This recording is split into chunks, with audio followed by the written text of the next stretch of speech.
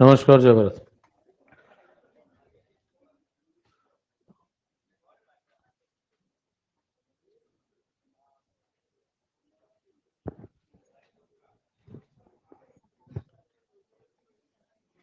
बैठो बैठो।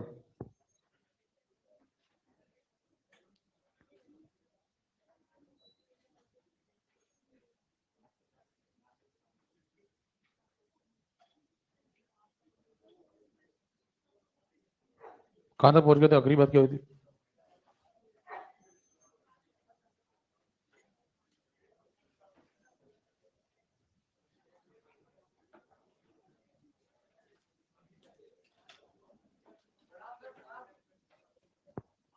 प्रणाम कर रहे हो एकदम। ऐसे कौन प्रणाम करता है? समाहित हो जाओ, बिल्कुल लग रहा है।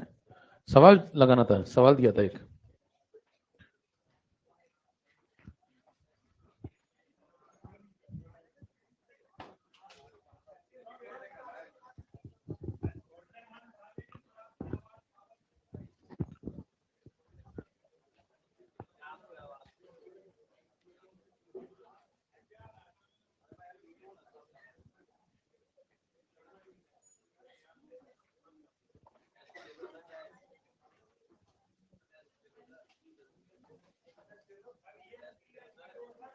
हैं?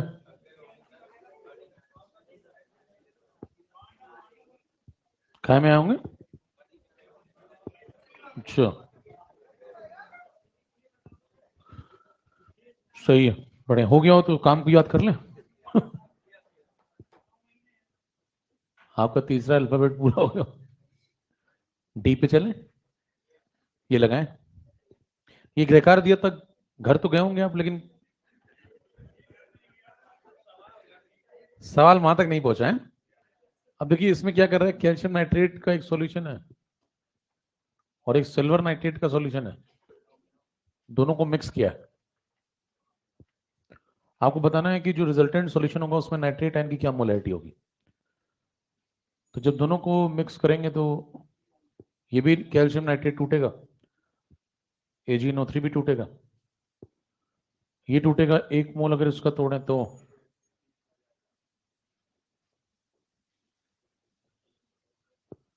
इसको तोड़ेंगे ऐसे। चेक करें।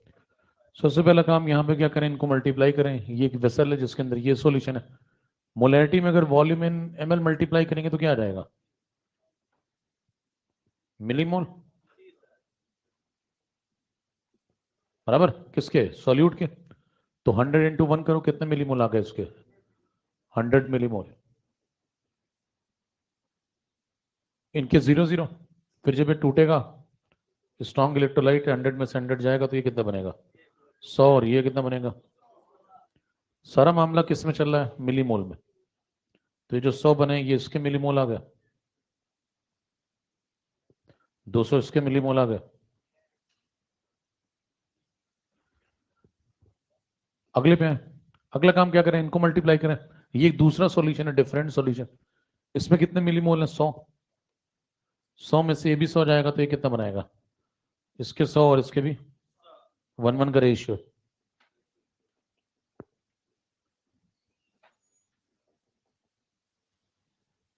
तो बताएं जब ये दोनों सॉल्यूशन मिक्स होंगे तो ये वाले 200 मिलीमोल और ये 100 मिलीमोल मिला दिए जाएंगे। नाइट्रेट के बारे में जानकारी हासिल करनी पड़ने सवाल रिजल्टेंट में। तो रिजल्टेंट में नाइट्रेट की मोलैरिटी कैसे निकालोगे? NO3 माइनस की रिजल्टेंट में आंसर बताना है। तो ऊपर क्या लिखोगे? टोटल मिलीमोल किसके? नाइट्रेट आयन के, जिसकी मोलैरिटी पूछी। अपॉन क्या लगाओगे? टोटल वॉल्यूम सॉल्यूशन का। लेकिन ऊपर मिलीमोल है तो नीचे क्या लगाओगे? ml। तो बताओ ऊपर कितने मिलीमोल आ गए टोटल? इन दोनों को मिला दो। 200 + 100 कितना हो गया? टोटल वॉल्यूम चेक करेंगे तो यहां से 100 ml और यहां से भी जोड़ दें। 300/200, 3/2 1.5। ये रिजल्टेंट मोलैरिटी है। NO3 माइनस की खींचे। 20 सेकंड आपके पास, समय शुरू हो चुका है।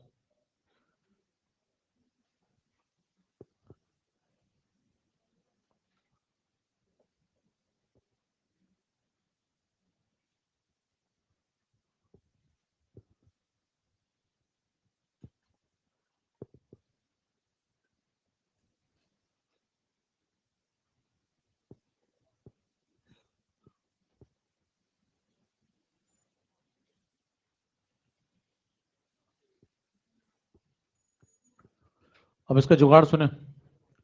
पेपर में सवाल आता है, इतना करने की जरूरत नहीं, सीधे खत्म करें। देखिए, आपको दोनों सॉल्यूशन जब मिक्स किए जाएंगे तो इतना लिखने की जगह यहीं भी समझ सकते हैं आप कि मोलैरिटी में वॉल्यूम इन एमएल मल्टीप्लाई करते जाओ। तो यहां देखें, ये मोलैरिटी में वॉल्यूम इन एमएल मल्टीप्लाई करो, कितने मिलीमोल हो गए? 100 किसके? कैल्शियम नाइट्रेट के। तो नाइट्रेट उसका डबल मिलेगा, यहाँ पे 2 लगा हुआ है। तो बताएं पहले वाले से नाइट्रेट के कितने आ गए? ये यही समझ में आ रही बात, इसमें ज्यादा कुछ लिखने की आवश्यकता नहीं। और यहां से चेक करें तो इनको मल्टीप्लाई करेंगे, कितने आ गए? 100 आ गए सिल्वर नाइट्रेट के, उतना ही नाइट्रेट बनेंगे, कोफिशिएंट 1 है उसका। तो यहां से आ गया 100 मिलीमोल, दोनों को उठा के जोड़ दो। 100 200 कितना? 300। 300 हो गए millimole, divide by total volume 100 plus 100, 3/2 1.5। सवाल इतने में खत्म हो जाता है, ज्यादा कुछ लिखने की आवश्यकता नहीं थी।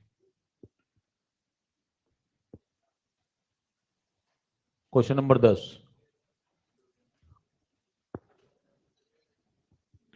ये सवाल पिछले सवाल से अपोजिट है। सवाल नोट करें।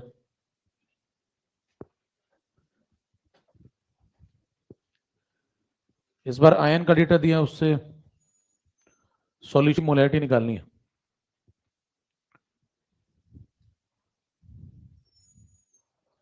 सवाल पढ़ लें। CaCl2 जब टूटेगा तो क्या बनाएगा?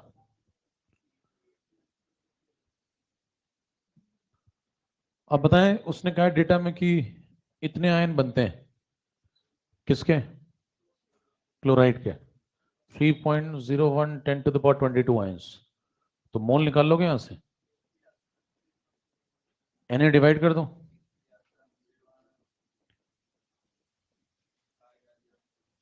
इतने मोल साइंस हो गए,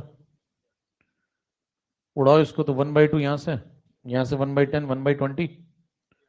तो ये 1/20 मोल क्लोराइड लेके बैठा हुआ है। तो बताएं कि अगर यहाँ पे 2 मोल बने होंगे क्लोराइड के, तो यहाँ कितने टूटे होंगे? 1 2 तभी बने होंगे जब यहाँ 1 स्टार्टिंग में रहे होंगे। तो यहाँ अगर 1/20 बने हैं तो यहाँ कितने रहे होंगे? उसके आधे। उधर 2 तो इधर 1, तो उधर 1/20 तो इधर 1/40 मोल किसके? CaCl2 के। बराबर। मोलैरिटी किसकी बतानी है? तो अगर आपको मोलैरिटी बतानी है CaCl2 के, तो ऊपर मोल किसके लगाओगे? जिसकी मोलैरिटी बतानी है। और नीचे वॉल्यूम पूरे सॉल्यूशन का। मोल बताओ CaCl2 के। 1/40 वॉल्यूम 200 ml। 200 में 1000 डिवाइड कर दें, लीटर में आ गया। ये आंसर है। ऊपर कितना आएगा? 1/40, नीचे 1/5, 5 40 1 8.125। 20 सेकंड शुरू हो चुके हैं फिर से।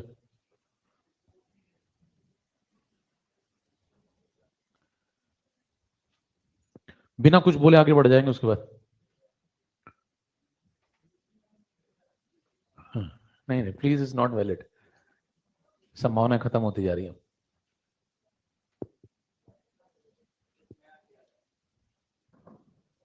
नस काटनी पड़ेगी तुम्हें अब, तब आएंगे पीछे। हाँ तो बस वही बात है। देखो, उस प्रकार का स्टेटमेंट है, अगर मैं होता राजकुमार तो राजमहल में सोता। बाकी आप समझिएगा होंगे। अब इसमें देखिए, चर्चा हो गई 20 सेकेंड। अब यहां पे ध्यान दें, जे क्या कहता है कि इतना करने की आवश्यकता नहीं थी। ध्यान से देखिए, ये आयन की संख्या है। अगर ये Na होते तो, मान लीजिए Na आयन होते तो 1 मोल। Na का मतलब यहां अगर 6.02 इंटू 10⁻23 होता तो कितने होते हैं? 1 मोल। यहां 6.02 नहीं है, कितना है? 3.01 आधा है, तो अगर यहाँ 23 मेंटेन हो मान लो और यहाँ 3.01 हो तो आधे मोल। अब यहाँ भी 22 हो गया तो 1/10 हो गया, और तो आधा यहाँ से 1/10 यहाँ से, तो क्या 1/20 मोल हो गए किसके? क्लोराइड के। क्लोराइड के 1/20 तो बताएं, CaCl2 डबल क्लोराइड देता है, तो अगर उसके 1/20 बने तो इसके 1/40 रहे होंगे, बराबर। यहां तक हो गया मामला, तो बस डिवाइड कर दो 1/40। किसके अंदर है 1/40? कह रहे हैं मोलेटिक फॉर्मूला लगाऊंगा, बताइए 1/40 मोल किसके अंदर है? 200 ml के अंदर। 200 में इतने तो 1000 में कितने? 5 गुना कर दें। खेलना सीखिए, नहीं तो लोग आपके साथ खेलेंगे। देखिए यहाँ 5 मल्टीप्लाई, यहाँ भी 5 मल्टीप्लाई, चेक करिए आंसर आ चुका है। 1000 में 1/8.125, बराबर। Thanks bro. नया रंग रूट है, नहीं नहीं जरूरी है, ये सब करते रहा करो। हिंट डालिए, cases of mixing.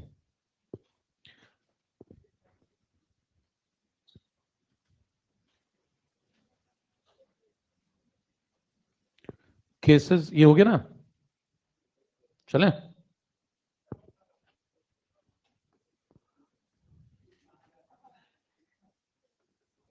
PDF VDF तो मिल ही जाता है आज के जमाने में, हाईटेक मामला, तो लिखने की उतनी समस्या है नहीं, समझते जाइए। देखिए जब आप मिक्सिंग की बात करेंगे तो मिक्सिंग के अंदर देखें 3 केस बनेंगे, एसिड 1, एसिड 2, दूसरा केस बेस लें, उसमें दूसरा बेस मिला दें, तीसरा केस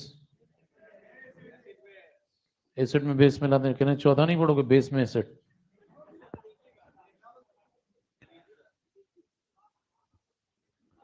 एक पल के लिए भी अगर आपके अंदर एक ख्याल आया था कि हाँ पढ़ना तो चाहिए,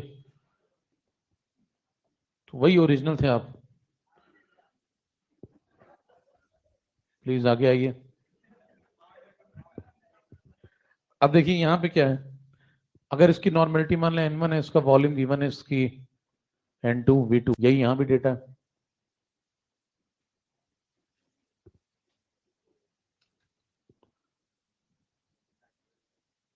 आपको बताना है कि रिजल्टेंट इनकी मिक्सिंग कर दी है, बताना है कि रिजल्टेंट नॉर्मेलिटी सॉल्यूशन की क्या आएगी, बराबर।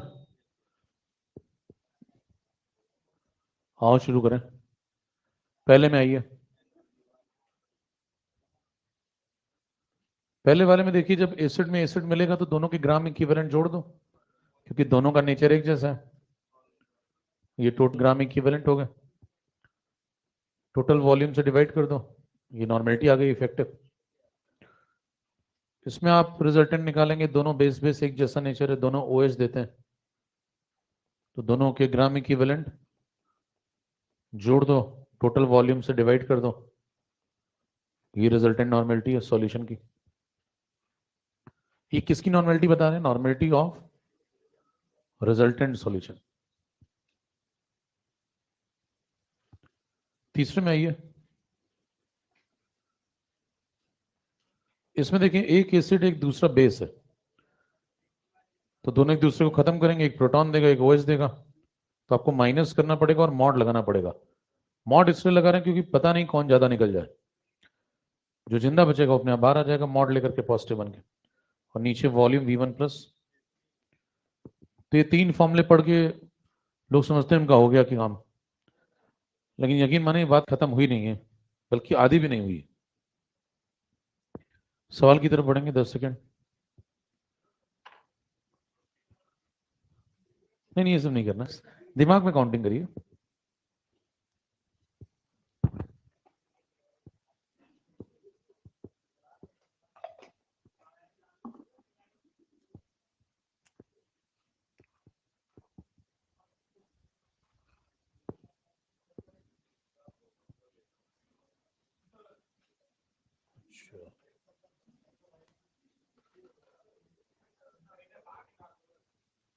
नहीं बार बार नहीं निकालते, सब काम नहीं अपना, हमने उस टाइप की नहीं है। हम अपना काम करें, आप अपना करेंगे तो ठीक रहेगा, नहीं तो अगली बार करना पड़ेगा, हमें तो करना ही है। चले, अभी आपको मेरे को समझने में करीब काफी समय लगेगा, मतलब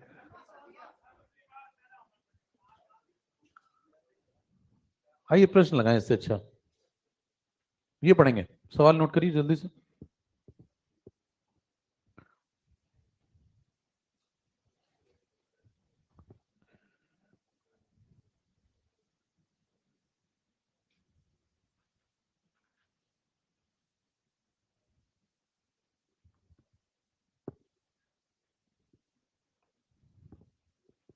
ऑप्शन मान लो आपको दिए गए,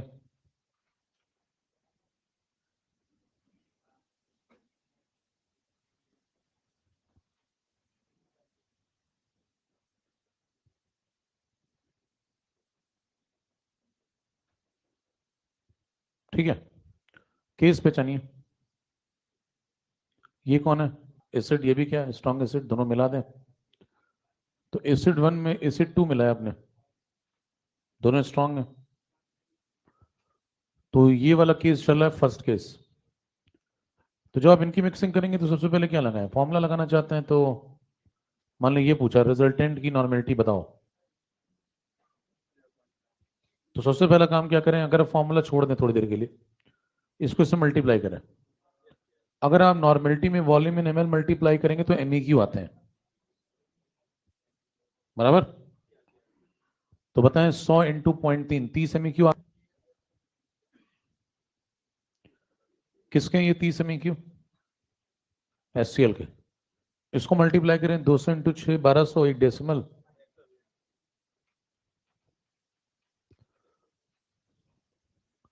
दोनों के MEQ जोड़ दें, नेचर एक जैसा ही है। अब लॉजिक से कर रहे नहीं, कोई फॉर्मूला नहीं है। 30 अपॉन 120 अपॉन टोटल वॉल्यूम, ऊपर MEQ लगा रहे हो तो नीचे नीचे वॉल्यूम इन ml लगाओ, तो 100 प्लस 200 कितना हो गया 300। चेक करें तो ऊपर 150 नीचे 300,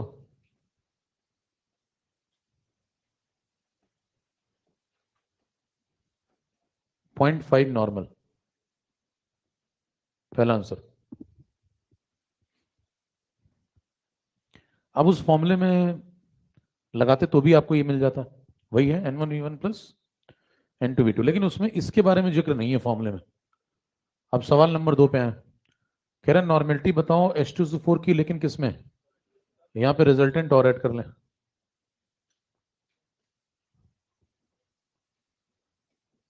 रिजल्टेंट में H2SO4 की नॉर्मेलिटी बतानी है। अब देखें, जब H2SO4 की नॉर्मेलिटी बतानी है इन रिजल्टेंट, तो वॉल्यूम टोटल लेंगे, बराबर, लेकिन MEQ किसके लेंगे, सिर्फ H2SO4 के। वॉल्यूम किसका लेंगे, पूरे सॉल्यूशन का। तो बताएं MEQ H2SO4 के कितने भी, 120 डिवाइड बाय टोटल वॉल्यूम, 0 0 काट दें, 12 30 0.4 नॉर्मल। तीसरे पे ये HCl की बतानी है अगर आपको नॉर्मेलिटी, वो भी रिजल्टेंट में, तो ऊपर MEQ किसके लोगे, ओनली HCl, और नीचे वॉल्यूम पूरे सॉल्यूशन का ml में। HCl के MEQ बताओ 30, वॉल्यूम तो 1/10.1 नॉर्मल।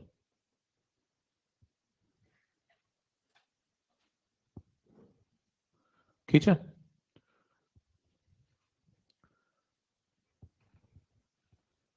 तीनों सवाल खत्म। अब आप फॉर्मूले फॉर्मूले खेलना चाहने वाले व्यक्ति हैं तो ऐसे भी समझ सकते हैं। देखें पहले वाले में क्या फॉर्मूला लगाया आप, N1V1 plus N2V2 upon V1 plus V2। दूसरे वाले में क्या करें, MEQ इसके ले लें, वॉल्यूम टोटल ले लें, तो ये दूसरे वाले का आंसर है। तीसरे वाले का आंसर क्या है, इसके MEQ लें, टोटल वॉल्यूम लें, ये तीसरे वाले का है। बस समझ रहे हैं। अब यहाँ पे जे क्या कहता है कि आप जल्दी भी खींच सकते थे सवाल अगर आपको ये कॉन्सेप्ट क्लियर है।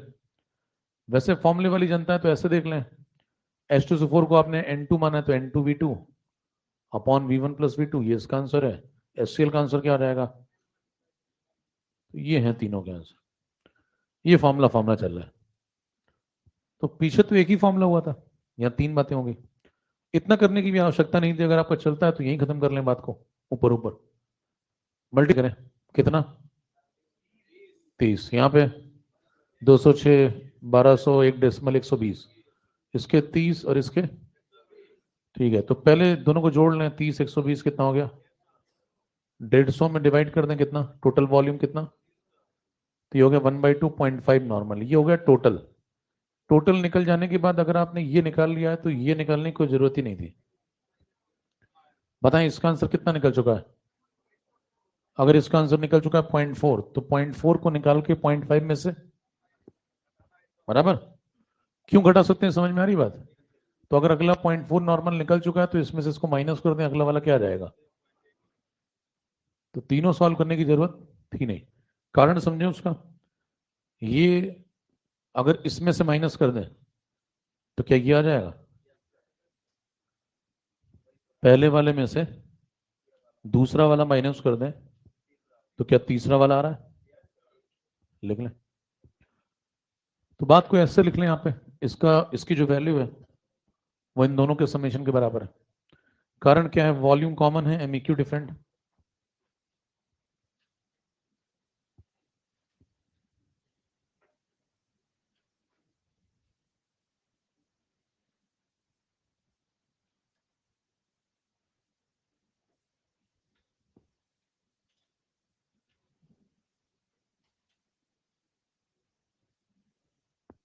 चले।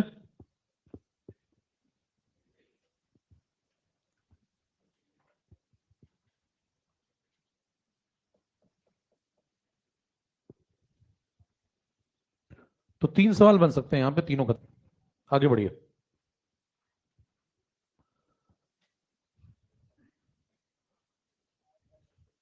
आपके पास एसिड 1 है HCl,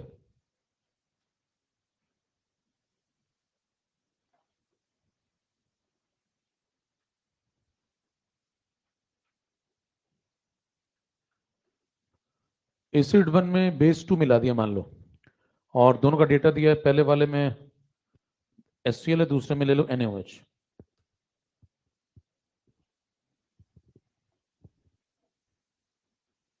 इसका डेटा है 50 ml 0.25। क्या सवाल में कुछ परिवर्तन हुआ है? देखें, इनकी मिक्सिंग कर दें। आपको बताना है कि नॉर्मेलिटी ऑफ रिजल्टेंट कितना।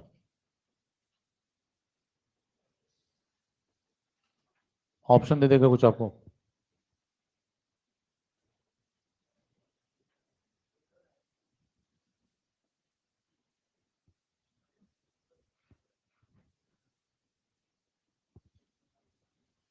क्या लगता है?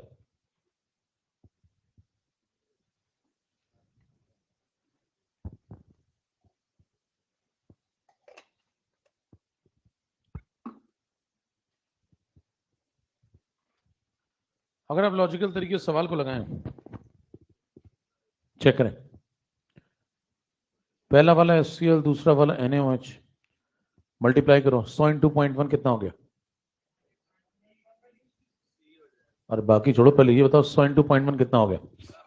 10 MEQ। इधर देखो, 25, 5, अगर इसको इसको इधर मल्टीप्लाई करते हैं 12.5, ठीक है। तो 12.5 MEQ इसके आ गया।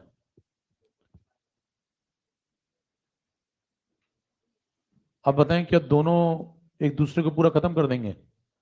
टाइट्रेशन होगा दोनों का, NaCl बनेगा, पानी बनेगा। NaCl अभी शून्य है। जब आप T is equal to T1 पे जाएंगे तो ये लिमिटिंग रीजन बन जाएगा। लॉ ऑफ इक्विवेलेंस चल रहा है। इसके 10 में से 10 खत्म, इसके 12.5 में से 10 खत्म। जितने क्यों इन दोनों के जाएंगे उतने इनके। ये क्या चल रहा है? Law of equivalence. पानी तो बहुत सारा, उसको छोड़ दें। अब बताएं, कुल मिलाकर के मामला ऐसा हो गया। तो कौन कौन निपट गया? ये खत्म हो गया। ये कितने में क्यों बच गया? ये रिमेनिंग है। और ये 10 में क्यों बन गया? और बाकी क्या है? बाकी पानी है। अब सवाल ये कि रिजल्टेंट किसे मानोगे? बचे हुए NaOH को, या बने हुए NaCl को, या फिर दोनों को? है? क्या लगता है? क्या ना फॉर्मूला कौन सा लगाऊं? आप फॉर्मूले सब रखे रह जाएंगे आपके साइड में। वो एक प्रश्न पूछेगा, लॉजिकल हो जाएगा आपका काम। क्या पूछा समझ रहे हैं भाई? अब आपके पास कंटेनर में 3 लोग हैं, कौन कौन है?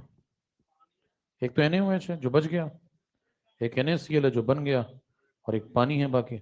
पानी सॉल्वेंट है। इसके MEQ कितने हैं? इसके MEQ कितने हैं? बाकी पानी है और मिलकर एक सॉल्यूशन बना है। उस सॉल्यूशन का वॉल्यूम कितना है टोटल?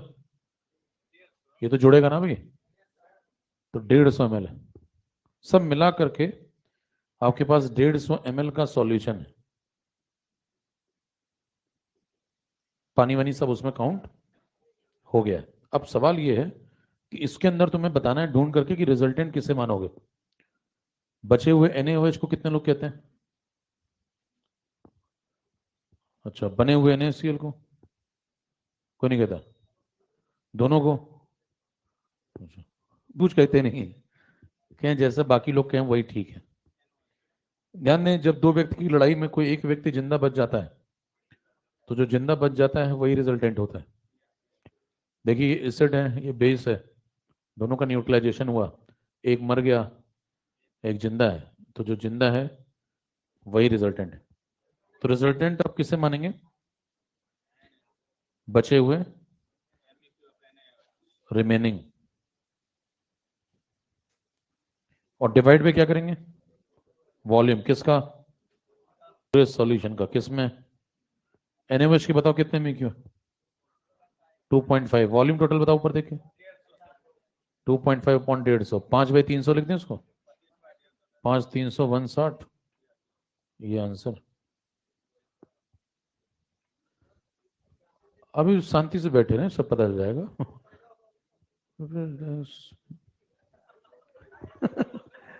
आप जो कुछ अगले 10 साल तक सोच सकते हैं वो सब मैंने पिछले 10 सालों में सोच लिया है। तो प्लीज रिलैक्स, सुनते रहिए, बस आपका काम कुछ सुनना है और जल्द नोट करना है। ठीक है, फटाफट खींचते जाइए, बस आप नोट कर लें, यही बहुत कृपा होगी आपकी। आपका एहसान मैं जिंदगी में नहीं भूल पाऊं।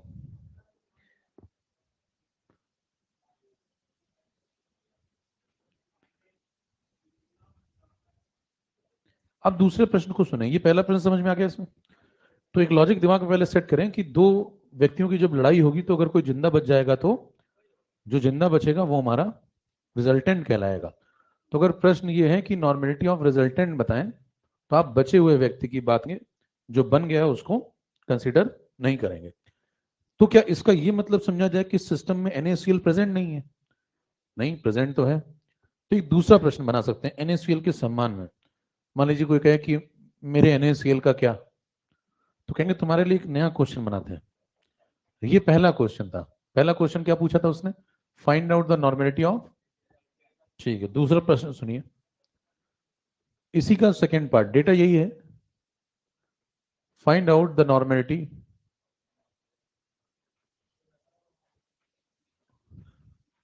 Of NaCl in resultant solution. अच्छा, ये सवाल लगाने से पहले एक और बात कर लेते हैं। मान लें ये वाला जो अभी आपने सवाल लगाया, इसको फॉर्मूले से लगाना चाहे कोई, है ना? मेथड नंबर 1 ये हो गया, इसको बोल सकते हैं आप मेथड नंबर 1। मेथड नंबर 2 सुन लें, कुछ लोग फॉर्मूला बहुत पसंद करते हैं, तो मेथड नंबर 2 भी सुन लें। यहाँ पे फॉर्मूले वाली जनता क्या करेगी? नॉर्मेलिटी ऑफ रिजल्टेंट का फॉर्मूला आपको क्या बताया गया? एसिड बेस में मॉड N1V1 माइनस अपॉन। ठीक है, तो बताएं एसिड के MEQ कितने भी चेक करो। 10, बेस के 12.5। तो यहाँ पे क्या करोगे? 10 माइनस 12.5 बार लगा दोगे क्या? मॉड। टोटल वॉल्यूम बताओ? 150। मॉड का मतलब समझते हैं? अंदर -2.5 है तो बाहर कटने के बाद मामला 2.5 आ जाएगा मॉड हटने के बाद। तो ये 2.5 150 आंसर 1/। तो देखिए इस प्रकार से जो पैदल जनता होती है जिसको कोई कॉन्सेप्ट नहीं क्लियर होता, केवल क्या पढ़ा होता है फॉर्मूला, उससे भी आंसर आ रहा है किसका, इस सवाल का। लेकिन जैसे ही दूसरा प्रश्न पूछा जाएगा, कौन सा दूसरा, ये नोट कर लें पहले, धीरे धीरे चलते जाए, तो कठिन काम है।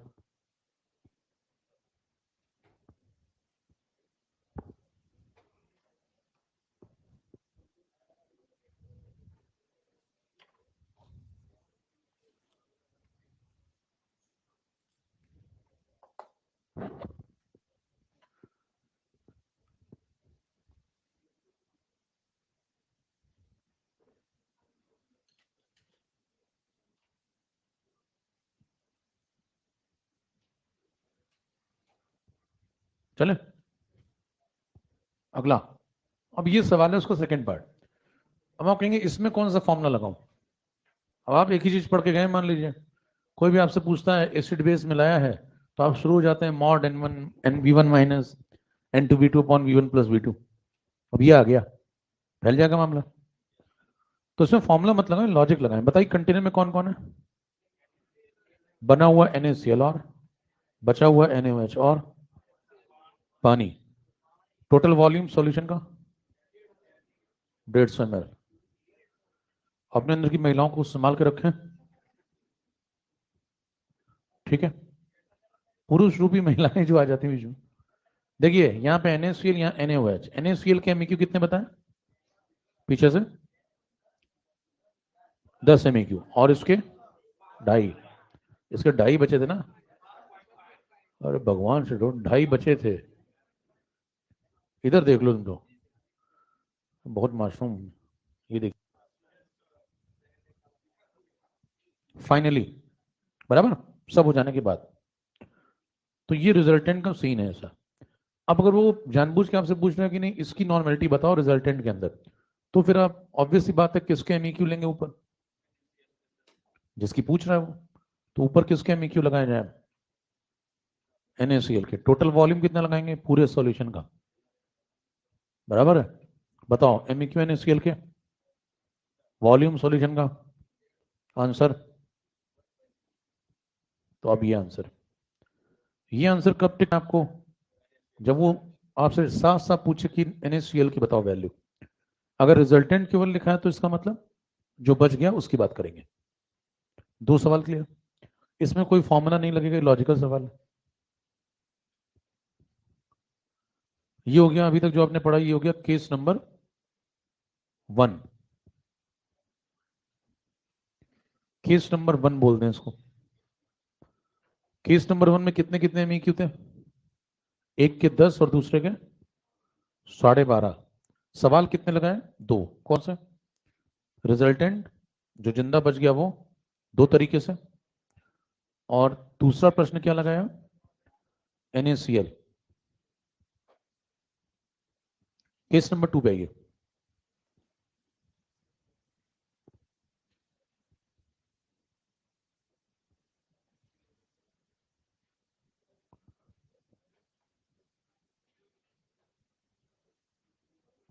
NaOH का वही रिजल्टेंट है। दो स्ट्रॉन्ग एसिड तो मिक्स होते हैं, एसिड एसिड मिक्स होता है। HCl H2SO4 से रिएक्शन क्यों करेगा, उसके जैसे कि नेचर का ही। जैसे मान लो तुम्हारे जैसे नेचर का आदमी कोई बगल में तुम्हारा बैठा हो, तो उससे क्या करोगे, तुम रिएक्ट करोगे कि नहीं, जमाना बदल रहा है। लेकिन जनरली बात कर रहे हैं अपने, ठीक है। चलें, आजकल का क्या ही भरोसा, देश का युवा जाग रहा है। ये लो भैया, दूसरा सवाल नोट कर दीजिए।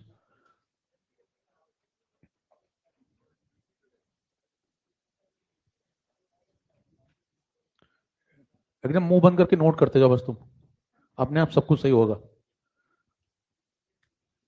ये है, आपको बताना क्या है इसमें, नॉर्मेलिटी ऑफ रिजल्टेंट चेक करें। इसको आप बोलते हैं केस नंबर 2। इसी लिखा था, चुप रहो। देखें अब क्या होगा। अब आप जो तेज व्यक्ति होते हैं वो क्या करते हैं, तुरंत फॉर्मूला लगाने लगते हैं, देखते टूट पड़ते हैं फॉर्मूले में, कहते हैं इस बार ये फॉर्मूला लगा दूं, सर ने बताया था जहां भी मिले फॉर्मूले लगा दिया करो। कह रहे हैं ये लो बे। जैसे आप ये लगाएंगे तो बताइए पहले वाले के एमईक्यू कितने, 10, इसके 10, कहेंगे यहाँ भी 10, यहाँ भी 10, 10 - 10 0, नीचे कुछ भी आया 0। नॉर्मेलिटी आपने शून्य बता दी किसकी, रिजल्टेंट सॉल्यूशन की। मतलब आपने एक ऐसा सॉल्यूशन बना के जमाने को दिखाया जिसकी कंसंट्रेशन 0 है। दो मायने हो सकते हैं। कंसंट्रेशन का मतलब होता है ऊपर आप सॉल्यूट का कुछ अमाउंट लिखते हैं और नीचे, अगर नॉर्मेलिटी की बात कर रहे हैं तो नीचे सॉल्यूशन का वॉल्यूम है। तो अगर आपने नॉर्मेलिटी 0 अचीव कर ली तो या तो आपने ग्राम इक्विवेलेंट 0 कर दिए होंगे, किसके, सॉल्यूट के। तो सॉल्यूट क्या कोई बचा ही नहीं, सब खत्म हो गए हैं क्या, क्या ऐसा क्रिएट हो गया मामला, तो ऐसा तो है नहीं। नॉर्मेलिटी अगर आप 0 कर रहे हैं उसके दो मतलब हो सकते हैं। पहला, ग्राम इक्विवेलेंट सॉल्यूट के 0 हो जाएं, जो कि हुए नहीं है, क्योंकि जब ये दोनों रिएक्ट करेंगे तो NaCl भी बनेगा। बराबर, सुनते जाएंगे। ज्यादा ज्यादा आप कोशिश किया कि जैसे मैं पढ़ा रहा आप एकदम शांत रहें, अब रिएक्ट नहीं करना आपको, है ना, सुनते जाइए बस। एक समझदार व्यक्ति बोल रहा है तो सभी फिल इन द ब्लैंक्स लोग सुनेंगे तो बढ़िया रहेगा एकदम मामला, माहौल अच्छा है। तो मैं क्या कह रहा था कि एक HCl और दूसरा NaOH है, अगर दोनों आपस में रिएक्ट करेंगे तो क्या बनेगा, NaCl।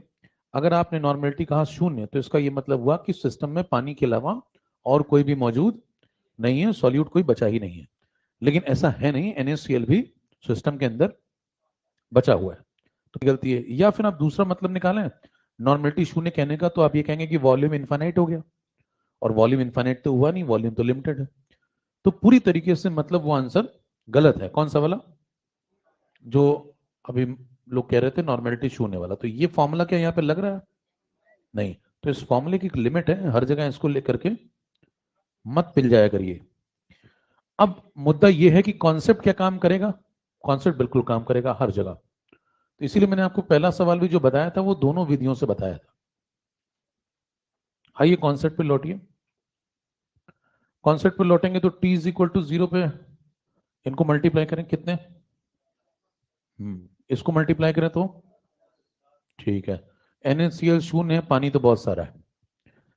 बताएं क्या ये दोनों में से कोई लिमिटिंग एजेंट बनेगा, कोई लिमिटिंग एजेंट नहीं, दोनों साथ में खत्म हो रहे हैं, तो कोई भी LR नहीं है, दोनों खत्म हो जाएंगे। 10-10 MEQ दोनों के निपट लिए।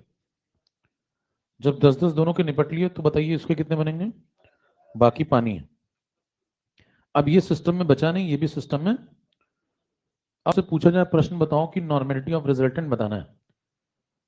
सामान्य ज्ञान कहता है कि अगर दो व्यक्तियों की लड़ाई में दोनों व्यक्ति मर गए, ये भी मर गया और ये भी मर गया, दोनों मारे गए, तो दोनों के मरने के बाद अगर कोई प्रोडक्ट निकला है तो उस प्रोडक्ट को रिजल्टेंट माना जाए। लॉजिकल बात है। मान लीजिए आपने टाइट्रेशन किया और दोनों व्यक्ति खत्म हो गए, कोई बचा ही नहीं, तो आप रिजल्टेंट किसे मानेंगे, जो बन गया है अल्टीमेटली उसे रिजल्टेंट माना जाए। तो बताएं MEQ किसके लगाएंगे इस बार, और डिवाइड बाय किस में, ML में। MEQ बताओ, वॉल्यूम बताओ, आंसर ठीक है। अगर इसमें पूछा जाए NaCl की नॉर्मेलिटी बताओ तो उसका भी आंसर यही रहेगा। तो दो कॉन्सेप्ट अब तक आपके बन चुके हैं। पहला, अगर दो व्यक्तियों की लड़ाई में कोई एक व्यक्ति जिंदा बच जाए तो वो रिजल्टेंट है, अगर दोनों मर जाए तो जो बन गया वो रिजल्टेंट है। सिंपल लॉजिक, खींचते जाए, कंक्लूड कर लेते हैं पूरी बात।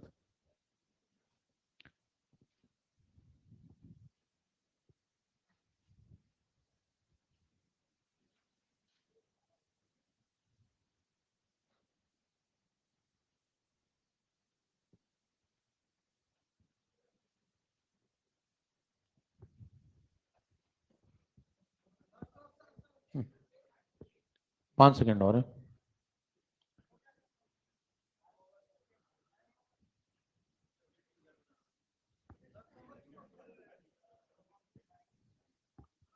कंक्लूजन, तीन केस आपने पढ़े, पहला एसिड 1 एसिड 2, दूसरा बेस 1 बेस 2 और तीसरा एसिड 1 बेस 2। कंक्लूजन पे आइए।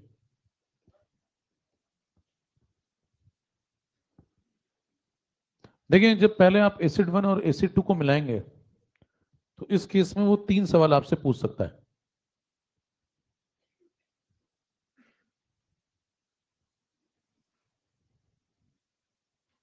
तीन प्रश्न कौन कौन से? पहला तो ये बता दो कि नॉर्मेलिटी ऑफ रिजल्टेंट कितना है, तो बता देंगे आप N1V1 plus N2V2 divide by, ठीक है। दूसरे पे पूछेगा नॉर्मेलिटी ऑफ एसिड 1 बताओ इन द रिजल्टेंट सॉल्यूशन, तो इसके एमईक्यू अपॉन टोटल वॉल्यूम। तीसरे पे आइए, तीसरा पूछेगा normality of acid 2 in resultant solution, तो ये सवाल भी हम कर चुके ना भाई। अब आ जाइए दूसरे वाले पे। दूसरे वाले वर्जन में भी तीन सवाल बनेंगे। कौन कौन से तीन सवाल? इसी प्रकार से तीन सवाल बनेंगे। पहला नॉर्मेलिटी ऑफ रिजल्टेंट सॉल्यूशन बताओ, बताओ क्या फॉर्मूला लगाओगे, N1V1 plus N2V2 upon V1 plus V2। दूसरा प्रश्न नॉर्मेलिटी ऑफ बेस 1 बताओ रिजल्टेंट में, बता देंगे N1V1 upon V1 plus V2। Normality of base 2 अगर रिजल्टेंट में पूछता है तो N2V2 upon V1 plus V2। ठीक है, लिखते भी जाए, ज्यादा दिन ये सब बातें आपके दिमाग में रहेंगी नहीं।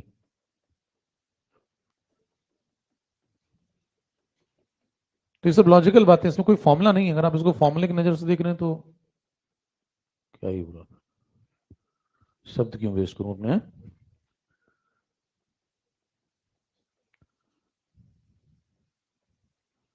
चेक करते जाए।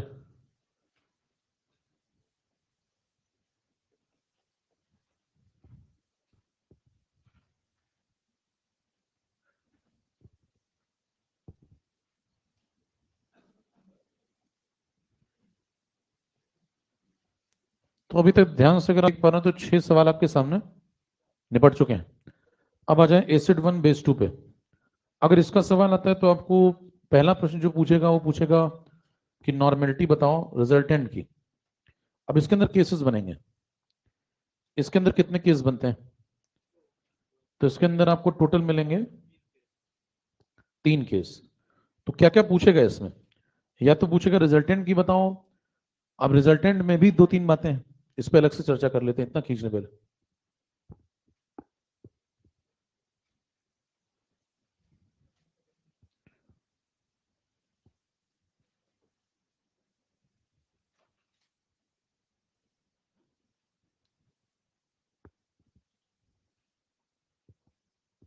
इसमें तीन बातें बताओ क्या क्या हो सकती हैं। या तो ये वाला मामला एक्सेस में हो सकता है, या फिर ये वाला एक्सेस में हो सकता है, या फिर दोनों ही। ठीक है, तो तीन केस जो पूछेगा उसमें पहला क्वेश्चन आएगा एसिड 1 अगर एक्सेस में तो बताओ,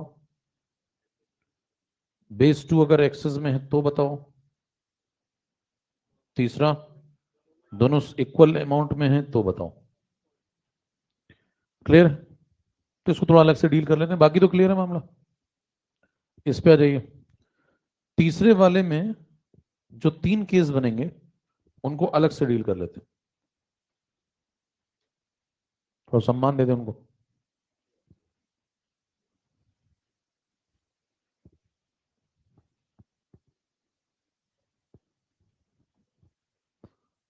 देखें, एसिड 1 बेस 2, पहला केस बनेगा इसके एमईक्यू 10, इसके 12.5। दूसरा इसके 12.5, इसके 10। तीसरा दोनों के 10-10। अब चौथा एक बनाओगे दोनों के 12.5 हैं। ठीक है, पहली आवाज सुना करिए अपने अंदर से जो आए उसी से तय हो जाता है। अब देखिए जब आप ऐसा कुछ करेंगे तो इसमें ये किस में है? एक्सेस में। तो आपसे पूछा जाएगा पहला सवाल रिजल्टेंट बताओ तीनों में। रिजल्टेंट में आपने क्या सीखा? अगर ये आइंदा बच जाए, है ना, जो एक्सेस में बच जाएगा वो हमारा रिजल्टेंट होगा। तो बताएं अगर ये एक्सेस में तो क्या करेंगे, रिजल्टेंट कौन है? बेस 2। इसकी नॉर्मेलिटी बता करके निकल लेंगे। अगर बताएं ये एक्सेस में हो गया तो एसिड 1 रिजल्टेंट है, तो इसकी नॉर्मेलिटी बता करके निकल लेंगे। अगर दोनों मारे गए तो जो बना है सॉल्ट, उसकी नॉर्मेलिटी बता के निकलेंगे, वो रिजल्टेंट है। बराबर बात। रिजल्टेंट की कहानियां खत्म है। अब फिर से पीछे आइए। इस केस में सिर्फ रिजल्टेंट ही नहीं पूछा जाएगा आपसे। अगर रिजल्टेंट पूछा जाए तब तो काम खत्म हो गया ना भाई। अगर इस सवाल में केवल रिजल्टेंट पूछा जाए तो रिजल्टेंट में इतनी कहानी है, ये जिंदा बचा तो ये रिजल्टेंट, वो जिंदा बचा तो वो रिजल्टेंट, दोनों मारे गए तो जो बना वो रिजल्टेंट। अब इन दोनों में और क्या क्वेश्चन बन सकते हैं? इन दोनों में देखिए, एक व्यक्ति खत्म हो गया और एक व्यक्ति बच गया। ये देखिए कौन बन गया, ये लिमिटिंग रीजेंट है, ये एक्सेस में है। तो ये मर गया, ये बच गया, और कुछ बन भी तो गया होगा। तो एक सवाल इसमें रिटेंट पूछेगा और एक दूसरा सवाल ही बनेगा। सेकंड क्वेश्चन क्या पूछेगा? Find out the normality of salt in the resultant solution. तो क्या ये भी बता लेंगे? इस सवाल में क्या करेंगे? जो सॉल्ट बना होगा उसके एमईक्यू अपॉन टोटल वॉल्यूम। बराबर। जैसे आंसर बताओ बिना पेन चलाए, तो क्या बताओगे? 2.5/V1 + V2। 2.5, 2.5, English medium. तो इसे मान लीजिए सेकंड क्वेश्चन पूछता है नॉर्मेलिटी बताओ किसकी, जो सॉल्ट गया उसकी अलग से बताओ। तो बता देंगे अलग से। क्या इसमें भी वही आंसर आएगा? 2.5/V1 + V2। इसमें अगर आपसे पूछता है यही प्रश्न की नॉर्मेलिटी ऑफ सॉल्ट बताओ, तो कहेंगे बता तो चुके हैं, वही रिजल्टेंट है। तो इसमें एक ही प्रश्न बनेगा। क्या सारे सवाल दिख गए आपको? टोटल गिन के बताओ कितने सवाल हैं? कितने लग गए सवाल? पीछे से आइए थोड़ा सा प्लीज, यहां से। देखिए 3 इसके 6, तो यही हो गए। फिर इसमें जब आए तो अंदर घुसे थोड़ा इसमें, तो 3 रिजल्टेंट के 9 ये हो गए, और 2 इसके अपने अपने। क्या 11 सवाल आपके दिमाग में घूम रहे हैं? 11 सवालों को अगर कंक्लूड करें तो सिर्फ 3-4 लाइनें हैं। पहला, सेम नेचर वालों को मिलाएंगे तो एमईक्यू जोड़ दें। इसमें 6 सवाल खत्म हो गए। अगर इंडिविजुअल पूछा जाए तो इंडिविजुअल आदमी के एमईक्यू लेंगे, वो तो समझ में आता ही है। अपोजिट नेचर का मिलाएंगे तो जो जिंदा बच जाएगा वो रिजल्टेंट है, और अगर कोई जिंदा नहीं बचा तो जो बन गया, कहानी खत्म। बढ़ते जाइए, अगला प्रश्न है। किस वाले में? किस सवाल में? इस सवाल में ये 10-10 खत्म हो गया। पीछे देख लो ना, ये तो बताओ 2.5। अरे मतलब ठीक है, हाँ जो बन गया, जो अमाउंट बन गया, 10 10 10। हाँ 10 कर लेना भैया, 2.5 नहीं 10। तो 10 यहाँ पे कर ले, यहाँ तो ठीक है, वहां 2.5 बोल दिया होगा, वो करेक्ट कर लेना दिमाग में। जो लिखा है वो सही है ना? तो 10 एमईक्यू लेंगे ना बने हुए। सही बात है, 10 MEQ/150 ये। चले भी। तो यहाँ पे बोल शायद 2.5 दिया होगा, तो उसको करेक्ट कर लें दिमाग में। यहाँ पे 10 कर लेंगे, यहाँ भी 10 कर लेंगे, लिखा हुआ है वो सब। आगे बढ़े, एक और सवाल लिखें। Find out the strength, return में ही आ जाए, दो चार क्या ही लिखोगे, कोशिश करो अच्छा लिखने की। Find out the strength in gram per litre. Find out the strength in gram per litre of the solution of H2SO4,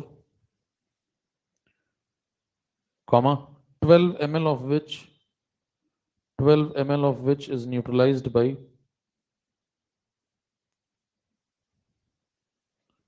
15 ml of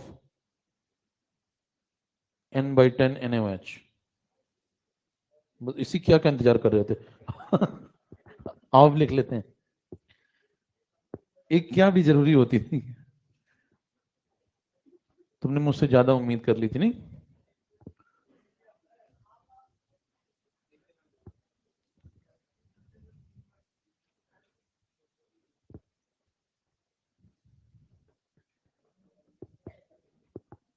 लिख लिया तो लगाना शुरू करो।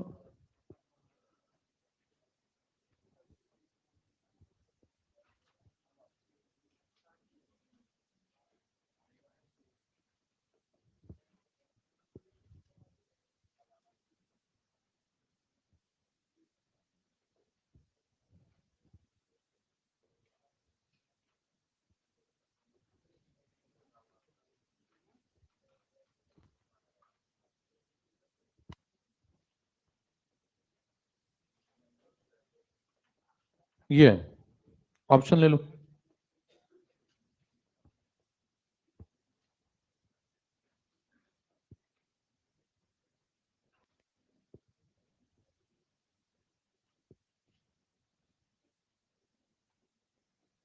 शुरू करें।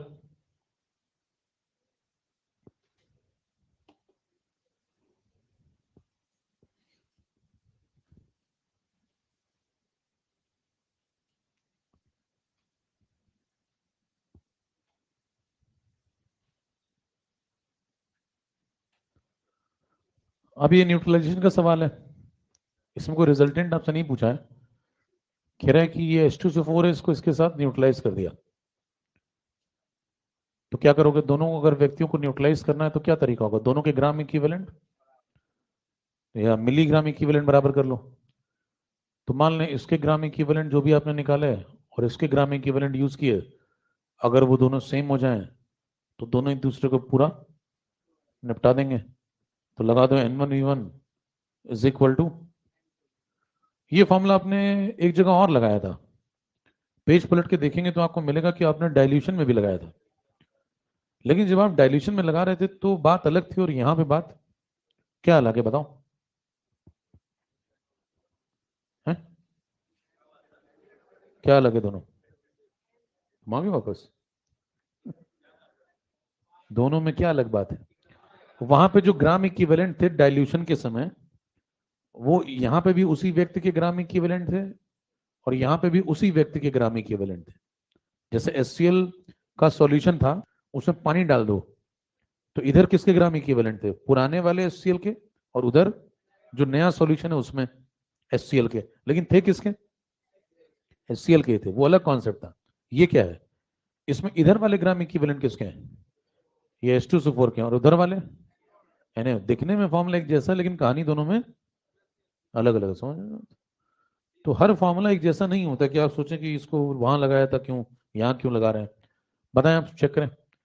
वॉल्यूम, आपको स्ट्रेंथ बतानी है पहले वाले की, कितने ml लिया वॉल्यूम, 12 ml, N1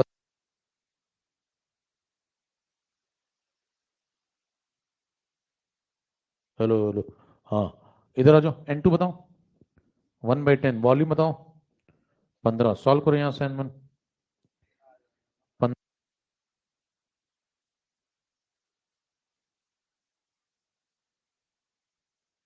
बैटरी खत्म हो गई बोला जी। ये नॉर्मेलिटी आ गई, नॉर्मेलिटी निकालने के बाद क्या करोगे, S is equal to any,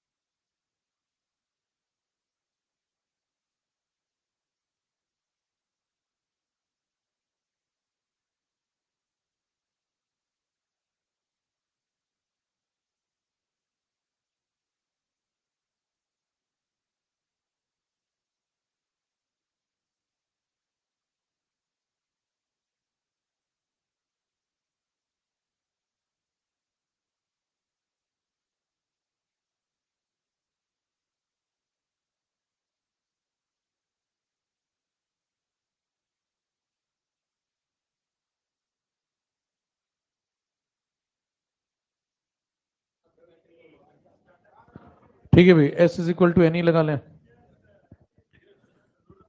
और स्ट्रेंथ आ जाएगी H2SO4 की।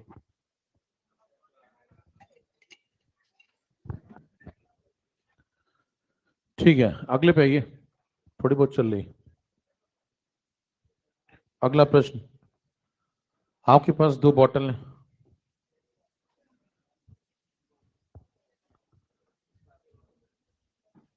बॉटल ए बॉटल बी। बॉटल ए के अंदर, बिना बकवास की सुनते जाएं, बॉटल ए के अंदर 1 मोलर H2SO4 भरा हुआ है, दूसरी वाले के अंदर 1 मोलर H2SO4 भरा हुआ है।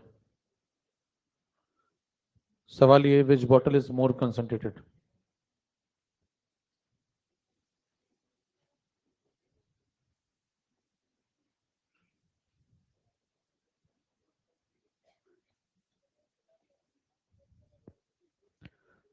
बराबर, ऑप्शन है इस प्रकार के, बॉटल ए बॉटल बी इक्वल, या मैं मजबूर हूं, कुछ कह नहीं सकता। सवाल नोट जल्दी से, मोए मोए हो क्या भाई, लगाओ भाई।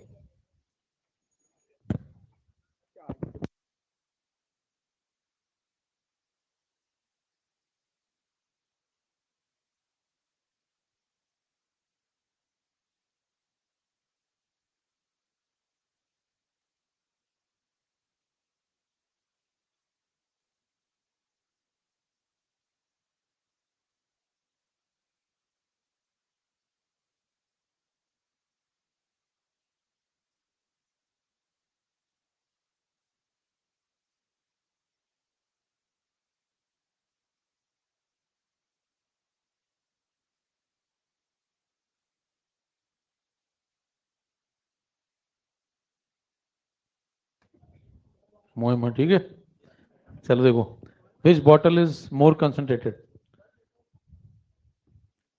कौन सी बोतल ज्यादा गाढ़ी है? पहले में क्या भरा आपने, 1 मोलर बड़ा एम, और दूसरे में छोटा एम है।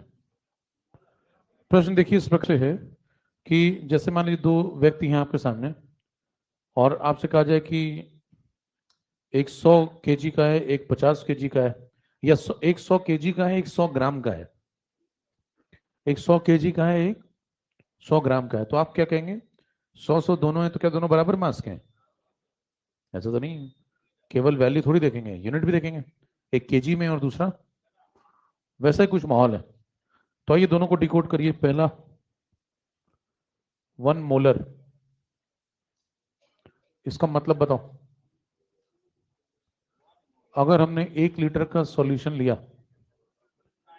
तो उसके अंदर क्या 1 मोल H2SO4 होगा? दूसरे वाले पे आओ, अगर आपने 1 मोलर लिया तो इसका मतलब अगर आपने 1 केजी सॉल्वेंट लिया जो कि पानी है, तो इसके अंदर 1 मोल सॉल्यूट होगा। सॉल्यूट कौन है? H2SO4, बराबर है। अब आपको इन दोनों में कंपेरिजन करना है। कंपैरिजन देखिए तब हो सकता है जब दोनों तरफ एक जैसा माहौल बातचीत का क्रिएट हो। इस तरफ 1 मोल है H2SO4 का, इस तरफ भी 1 मोल है H2SO4 का, मतलब दाहिनी दिशा तैयार है कंपैरिजन करने के लिए, लेकिन बाई दिशा में दिक्कत है। इधर क्या है? केजी, इधर क्या है? लीटर।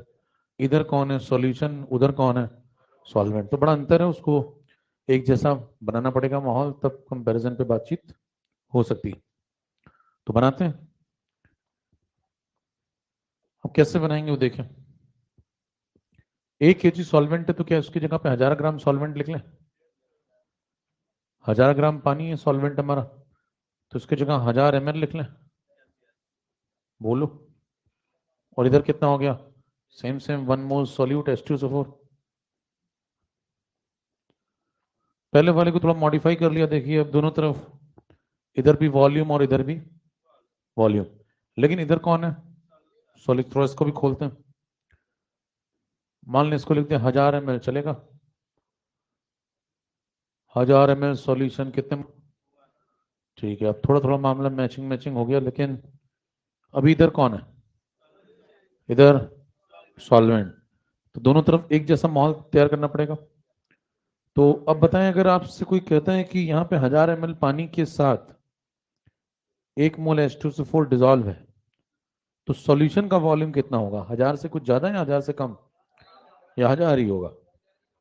है, 1000 ही हो जाएगा। तो 1000 ml पानी के अंदर 1 मोल H2SO4 पड़ा, तो H2SO4 का कोई वॉल्यूम नहीं होगा। तो वहां से डरो। तो H2 कुछ तो मिलाया होगा, 2 ml 4 ml, तभी तो 1 मोल बना होगा उसका। उसकी भी तो कुछ डेंसिटी होगी। तो यहाँ पे अगर आप V जोड़ेंगे कुछ, तब ये किसका वॉल्यूम बनेगा? तो क्या सॉल्यूशन का वॉल्यूम इस 1000 से हल्का सा ज्यादा होगा? कितना ज्यादा मैं नहीं पता, तो हमने मान लिया V ज्यादा है। तो क्या इसके अंदर ऐसा लिखा जा सकता है मॉल? अब दोनों दिशाओं में कंपैरिजन करें तो एक जैसा मॉल तैयार हो गया, चेक करो।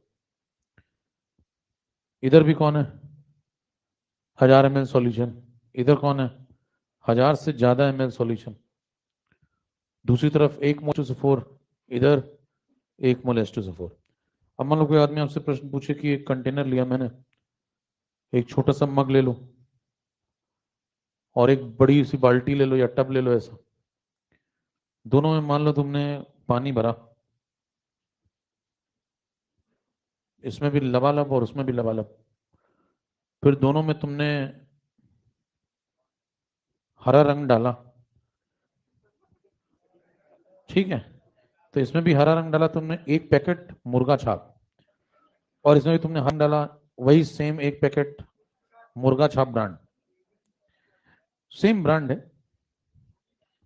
तो बताएं, यहां पे आपने एक हरा पैकेट रंग मिलाया ऐसा, मुर्गा छाप ब्रांड एक पैकेट, सेम ब्रांड का यहां भी मिलाया इस टब में। बताएं कौन सा गाढ़ा हो जाएगा, मग वाला या टब वाला? मग वाला। यही सवाल है, देखिए यहां क्या कह रहा है, कम वॉल्यूम है सॉल्यूशन का, 1 मोल का मतलब एक पैकेट, ये देखिए मुर्गा छाप H2SO4, और यहाँ पे भी देखिए एक पैकेट मुर्गा छाप है, सेम ब्रांड मिला है। ब्रांड एकदम सेम रखना है, लेकिन यहाँ किस में मिलाया? मग में, कम वॉल्यूम में, और यहाँ ज्यादा वॉल्यूम में, टब में। कौन सा गाढ़ा होगा? पहला वाला। तो कौन सी बॉटल ज्यादा गाढ़ी है? पहले वाली। Bottle is more concentrated. खींचे।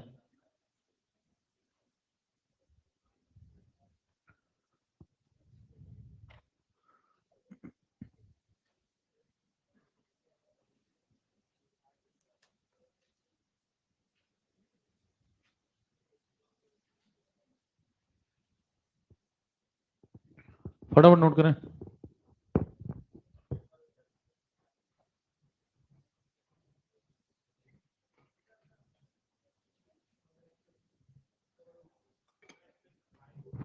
सस्ते जो कुछ दूर हैं, आगे बढ़े। दूसरा प्रश्न।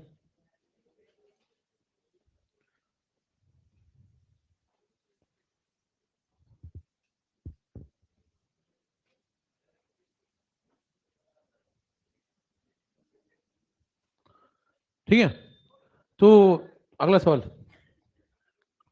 हो गया। आराम करने का टाइम निकल गया गुरु, बस मोह मोह होगा।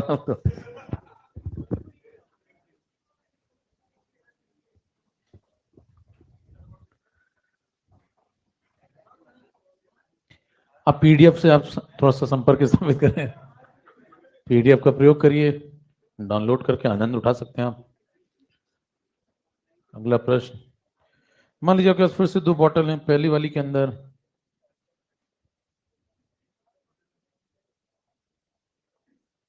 पहली में जो आपने भरा वो इस बार 1 मोलर है, शांति बनाए रखें। दूसरी वाली में बस बस बस, तो मान ली इस बार बॉटल सी है और ये बॉटल डी है। दो अलग अलग बॉटल हैं या सेम बॉटल है? अलग अलग हैं, तो अब तक 4 हो चुके ना। बताओ विच बॉटल इज मोर कंसंट्रेटेड?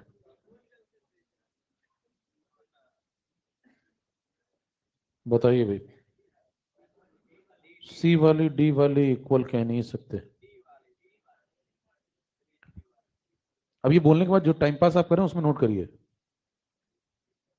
नहीं तो फिर आप कहेंगे छूट गए। नोट करते रहिए साथ साथ, एक सेकंड में मतलब वेस्ट मत करें। ठीक है, अब जब आप कंपैरिजन करेंगे तो बताएं, इस बार सवाल आसान इसलिए क्योंकि मोलैरिटी और नॉर्मेलिटी में आपको एक रिलेशन पता है। रिलेशन इस प्रकार है, molarity into N factor is equal to, और H2SO4 का एन फैक्टर 2 है, तो क्या इस 1 मोलर की जगह 2 मल्टीप्लाई कर दो इसमें, तो क्या इसको 2 नॉर्मल लिख सकते हैं? अब ये अगर 2 नॉर्मल है और ये वाला 1 नॉर्मल है तो कंपैरिजन बिल्कुल आसान है, सीधा एवं सरल।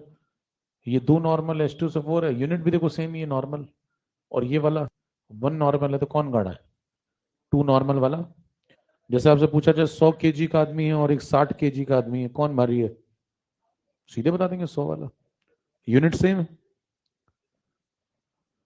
तो बताएं बॉटल कौन सी गाड़ी भैया? C1। खींचते जाए, ये प्रश्न जल्दी लग गया, पिछले वाले में समय लगा था, समझ रहे हैं? तो एनालिसिस ये कहती है कि ये वाला जल्दी लग गया, पिछले वाले में समय लगा। कारण क्या है? जब आपको डायरेक्ट दोनों यूनिट्स में रिलेशन पता होता है, दो कंसंट्रेशन टर्म्स में, तो सवाल जल्दी लग जाता है। इस बार पता था इसलिए जल्दी लग गया।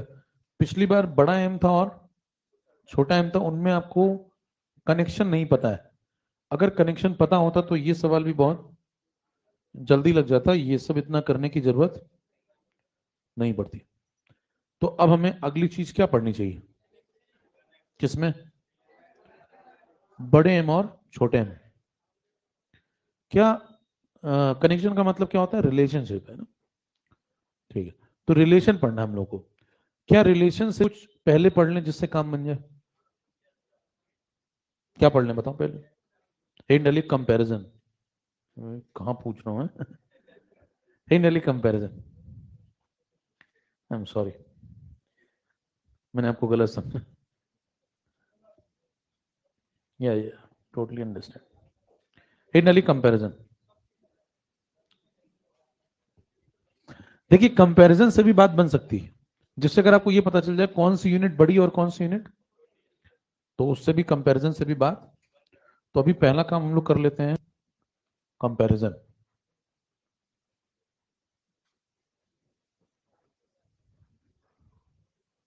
जैसे कंपैरिजन का एग्जांपल सुने, आपसे कोई पूछे एक नमक लाया आप 1 केजी और एक पैकेट लाया 1 ग्राम, है ना? तो बताइए कौन सा पैकेट इसमें से भारी है? सीधे आपने कैसे बता दिया? क्योंकि आपको इन दोनों यूनिट में रिलेशन भी पता है, और रिलेशन ना भी पता होता तो आपको ये पता है कि बड़ी यूनिट कौन सी है, बराबर? तो अगर कंपैरिजन हो जाए यूनिट का तो भी बात बन जाती है। तो आइए पहले कंपैरिजन से काम करें। किसमें कंपैरिजन पढ़ने जा रहे हैं?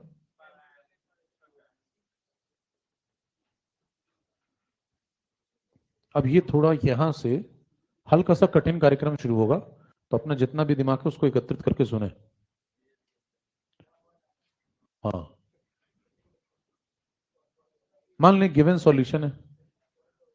पहली चीज तो अब हम जब कंपैरिजन कर रहे हैं तो दो यूनिट्स का कंपैरिजन कर रहे हैं, तो बोतल कितनी है हमारे पास? एक या दो? एक। ध्यान दें कंपैरिजन तो एक ही बोतल में करेंगे ना, बोतल की मोलैरिटी निकालेंगे और इसी बोतल की मोलैरिटी निकालेंगे और देखेंगे कि वैल्यू के हिसाब से, डिजिट के हिसाब से किसका आंसर बड़ा आएगा। समझ रहे हैं? जैसे उदाहरण के तौर पे एक आदमी है, अब एक ही आदमी है, ध्यान दीजिए, दो आदमी नहीं है। इस आदमी का वजन अगर 60 केजी है तो इसी आदमी का वजन 60,000 ग्राम भी है। अगर प्रश्न ये पूछा जाए कि इस आदमी में कौन सा वाला आदमी भारी है, 60 केजी वाला है 60,000 ग्राम वाला, तो ये प्रश्न ही मूर्खतापूर्ण हुआ। ऐसे प्रश्न का कोई मतलब ही नहीं, आदमी तो एक ही है। अब एक ही आदमी में थोड़ी भारी हल्का देखोगे। तो इसमें क्या बात पूछी जा सकती है? पूछा जाएगा आदमी कितने हैं, एक, तो 60 केजी ही 60,000 ग्राम भी है। तो पूछा जाए केजी में जब रिप्रेजेंट करते हो तो आंसर कितना? 60, और जब ग्राम में रिप्रेजेंट करते हो तो किस यूनिट में डिजिट बड़ी आती है? ग्राम में। इसको बोलते हैं कंपैरिजन। समझ रहे हैं? बात तो दोनों ही सेम है, भारी हल्का तो सवाल ही नहीं बनता है, भारी हल्का तो बराबर है ना दोनों, एक ही आदमी। तो उसी प्रकार का सवाल यहां भी है। बोतल कितनी है? एक। इसी बोतल की क्या लिखेंगे?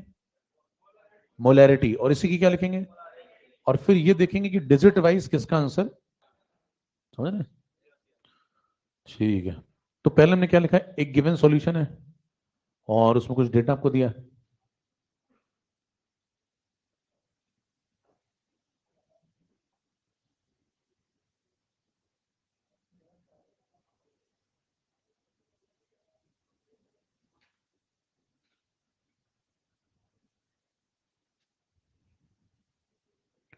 नोट करते जाओ साथ ही साथ।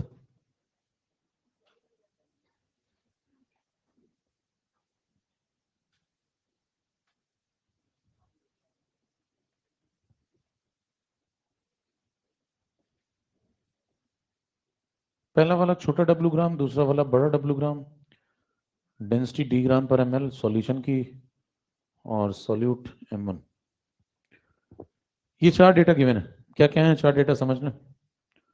सॉल्यूट का मास छोटा डब्ल्यू, सॉल्वेंट का मास बड़ा डब्ल्यू, सॉल्यूशन की डेंसिटी डी ग्राम पर एमएल, और मोलर मास सॉल्यूट का M1 ग्राम। इतना आपको दिया है सवाल में। ये सही एक ही बोतल के बारे में या दो बोतलें? एक ही बोतल है, उसी के अंदर चर्चा हो रही है। इन सब बातों से दो बातें और निकाल लें तुरंत, जिनकी आवश्यकता पड़ेगी। गिवन मास ऑफ सॉल्यूशन निकाल लें, जैसे आप खुद ढूंढ सकते हैं। कैसे निकालोगे?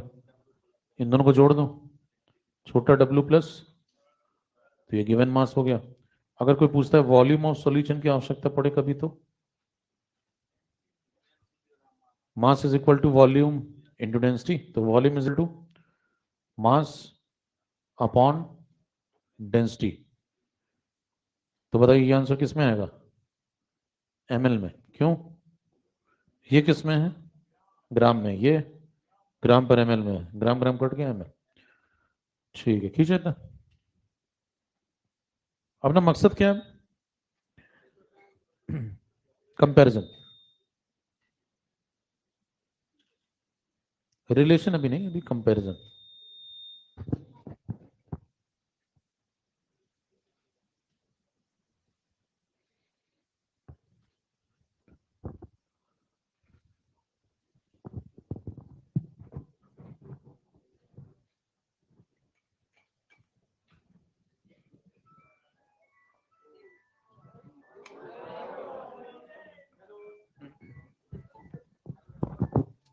ये ऐसे देखो भरे हुए लोग होते हैं ये, कहीं से अगर मान लो बैंक से कॉल आता है, उनसे भी घंटे घंटे बात करते हैं कि नहीं लोन ले लेता अगर आप जरूरत होती।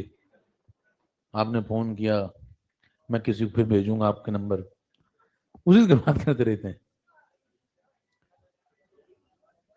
ये सब फोसला मेंबर है, frustrated one sided lovers association.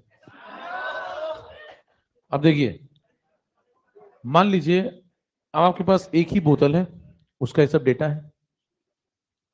अच्छा ये सब करके आप बहुत खुश हो रहे हैं, मोबाइल बज रहा है, मजा आ रहा है, इसमें टाइम वेस्ट हो, आपको 2 मिनट वेस्ट हो गए, आपके गए 500 रुपए। समझ रहे हैं?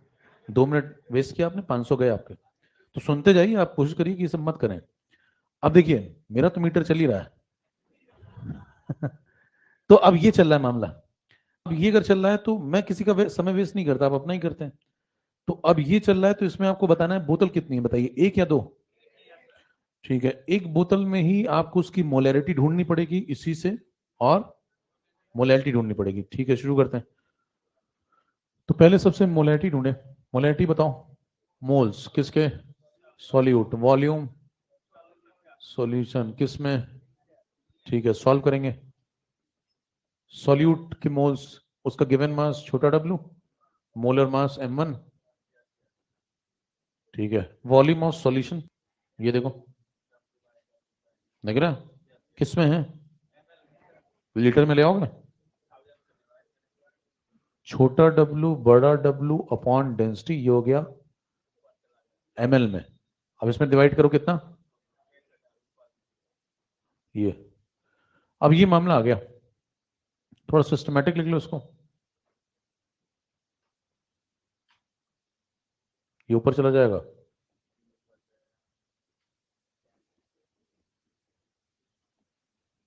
चेक करें।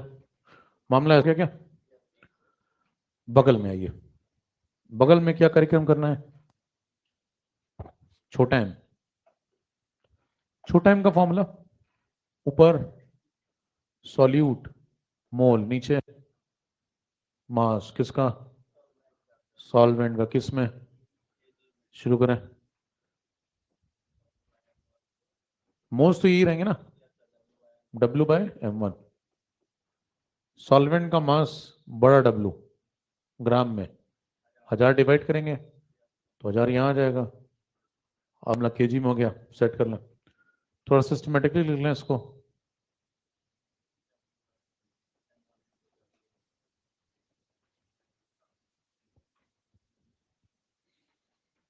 खींचो भी।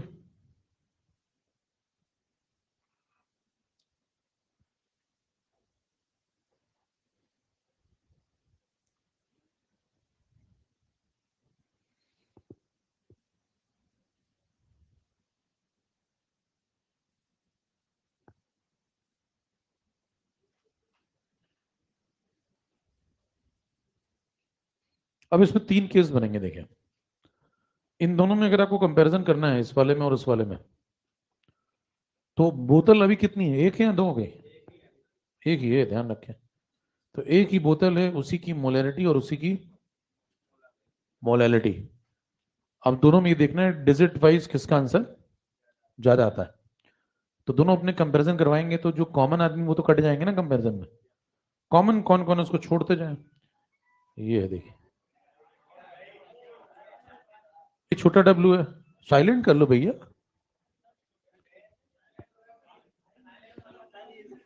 होता नहीं है। अच्छा, उफ, ये मासूमियत। अकेले मत जाया करो सब्जी लेने, सब्जी वाला तुम्हें ले जाएगा। अब देखो, अब देखिए, छोटा डब्ल्यू इसके पास भी और छोटा डब्ल्यू इसके पास भी है, दोनों के पास है, तो कट गया। जो सेम चीज है वो कट गई कंपैरिजन में। M1 इसके पास भी, M1 उसके पास भी, ये भी कट गया। तो बताएं, 1000 इसके पास भी, 1000 उसके पास भी, ये भी कट गया। तो जो चीजें सेम सेम है उनको उड़ाते जाइए। डब्ल्यू का कंपैरिजन हट गया, M1 हट गया, 1000 हट गया। यहाँ पे ये बात एक्स्ट्रा है, चेक करें। और वहां पे अगर आप देखें ध्यान से, तो ये टर्म एक्स्ट्रा है। कहीं ऊपर कौन है? यहाँ 1 है। बाकी सब ध्यान से देखिए, दोनों के पास सेम सेम। नीला नीला छोड़ दीजिए, तो बाकी सब। तो अगर आप कंपैरिजन करेंगे तो इसकी तरफ से कौन कंटेस्टेंट है जो अलग से आएगा कि मेरे से बात करो? ये कहेगा टॉक टू मी। और यहां पे देखिए, ये कहेगा come on talk to me. तो देखिए, ये है,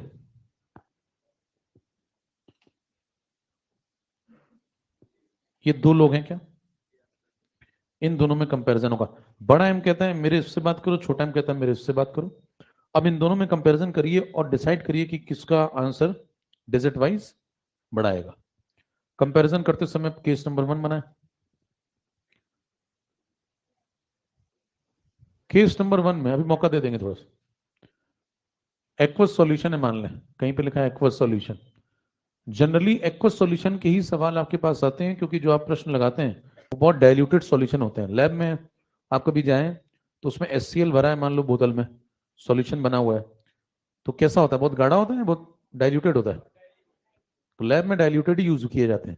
बहुत गाढ़ा यूज करेंगे तो पता लगा एकदम गाढ़ा कंसंट्रेटेड है, खेल खेल में आपने किया, किसी के हाथ में डाल दिया तो मुंह में हो जाएगा।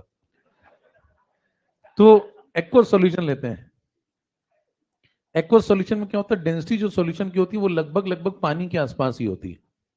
तो प्रश्न में अगर कुछ ना दिया जाए, सुनते जाइए ध्यान से बातें, अगर प्रश्न में कुछ ना दिया जाए कि कैसा सॉल्यूशन है, तो आप उसे एस मान लेंगे।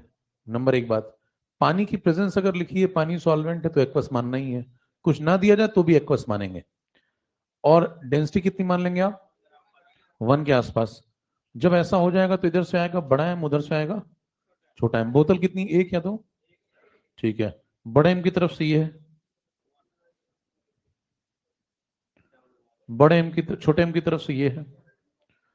अब ध्यान से देखिए, तो अगर डेंसिटी यहाँ पे अप्रॉक्स 1 ग्राम पर ml लगा दें, तो लगभग लगभग ये बन जाएगा 1/, और ये बन जाएगा बाई डब्ल्यू। डिनोमिनेटर किसका बड़ा है? न्यूमरेटर सेम है।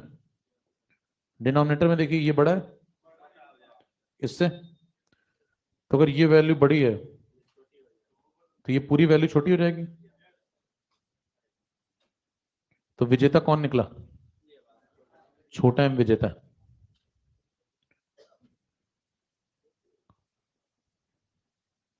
खींचे केस नंबर 1, इसको नोट करें जल्दी से। हो गया?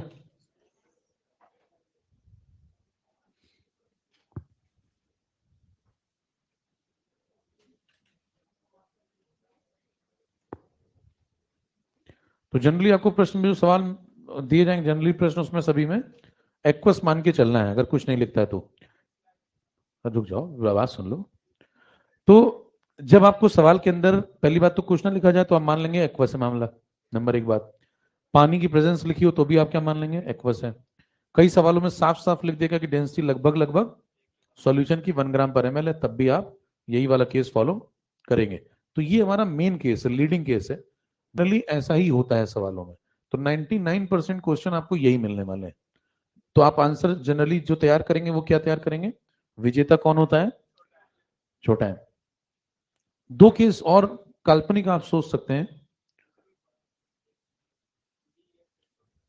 केस नंबर 2 पे आइए, अभी मौका मिलेगा। मान लें दूसरे केस में आपसे कहता है कि डेंसिटी ऑफ सॉल्यूशन, उसने कहा क्वेश्चन में 1 ग्राम पर एमएल से छोटा मानो। अब देखिए इसमें आप ये कह रहे हैं कि सॉल्यूशन जो है वो पानी से भी पतला है, समझ रहे हैं? पानी से भी हल्का डेंसिटी वाला है। तो ऐसा जनरली मिलता नहीं है आपको। पानी से तो थोड़ा सा ऊपर ही होगा ना, तो 1 के आसपास हो सकता है। 1 से काफी नीचे अगर आप सोचें तो ऐसी पॉसिबिलिटी प्रैक्टिकली मिलने के चांसेस बहुत कम है। तो ये प्रैक्टिकल केस नहीं है, लेकिन अगर पूछा जाए तो आप कह देंगे कि हाँ भाई चलो बताते हैं। एक तरफ कौन है? बड़ा है। दूसरी तरफ इसकी तरफ से कौन आया? उसकी तरफ से। बताएं डेंसिटी आपने कितनी मानी इस बार? 1 से कुछ छोटी। 1 से छोटी तो 1/3 मान लें। 1/3 1 से छोटा होता है ना। तो जैसे आप एग्जाम करेंगे कैसे वैल्यू है एग्जाम, तो ये मान लिया आपने। अब बताएं डिनोमिनेटर किसका बड़ा है? ये 1/3 क्या माना है? डेंसिटी। तो बताइए इसका डिनोमिनेटर क्या इससे और ज्यादा बड़ा हो गया? और ज्यादा बड़ा हो गया तो क्या ये वैल्यू और छोटी हो गई? तो ये और छोटी हो जाएगी। तो अभी भी विजेता कौन है? छोटा एम ही विजेता है। दूसरे केस में भी छोटा एम ही विजेता आया, चेक करिए। तीसरा है केस नंबर 3। केस नंबर 3 कुछ ज्यादा ही काल्पनिक है, इससे भी ज्यादा। उसमें मान लीजिए आपसे ऐसा कहे कि अगर मैं ऐसा सॉल्यूशन बना दूं जिसका कंसंट्रेशन 1 से बहुत ज्यादा हो, क्योंकि देखिए अभी तक कभी तक चांस नहीं बना है किसका? बड़े एम का। बड़ा एम कह रहा है कि हाँ मैं नाम का ही बड़ा हूं, कभी मैं बड़ा नहीं हो पाऊंगा। तो उसको मौका दिया गया है। कह रहे डेंसिटी ऐसी हो जाए जो 1 से कैसी हो? काफी बड़ी हो, ग्रेटर ग्रेटर। तो मतलब ऐसा सॉल्यूशन प्रैक्टिकल क्यों नहीं है? आप कहीं भी लैब में ऐसा सॉल्यूशन बनाएं जिसमें डेंसिटी बहुत गाढ़ी हो, बहुत गाढ़ा सॉल्यूशन, तो लैब में नहीं बनाया जाता। अब जैसे पानी है, पानी में आपने चीनी मिला दिया, सॉल्यूशन तैयार किया, तो डाइल्यूट बनाएंगे ना लैब में। अब आप बहुत गाढ़ा सॉल्यूशन बनाओ तो मतलब चाशनी बनाओ क्या लैब में? क्या दुकान खोल लूं क्या? तो बताइए डेंसिटी ऑफ सॉल्यूशन 1 से बहुत बड़ा मिलता नहीं प्रैक्टिकली। अगर मिल जाए, काल्पनिक प्रश्न, तो क्या करेंगे? तो भी कंपैरिजन कर सकते हैं आप। अब बताएं ये जो न्यूमरेटर है इसका वाला, ये डी इस 1 से कैसा है? काफी बड़ा है। देखें, तो इसका न्यूमरेटर इसके न्यूमरेटर से काफी बड़ा माना है आपने।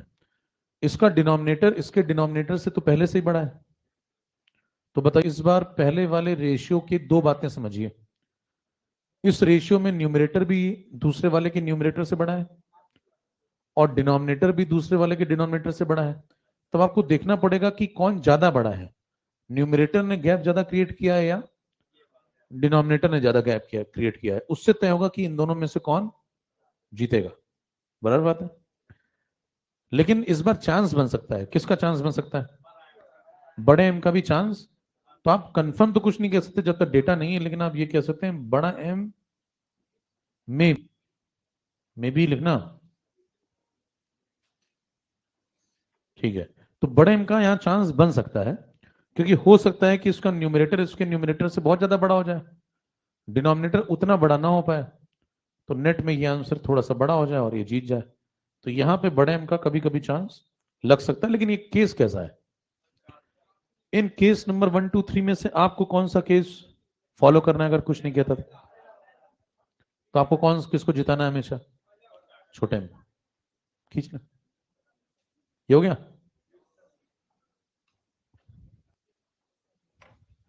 समय हो गया क्या? सही चल रहा है एकदम मामला।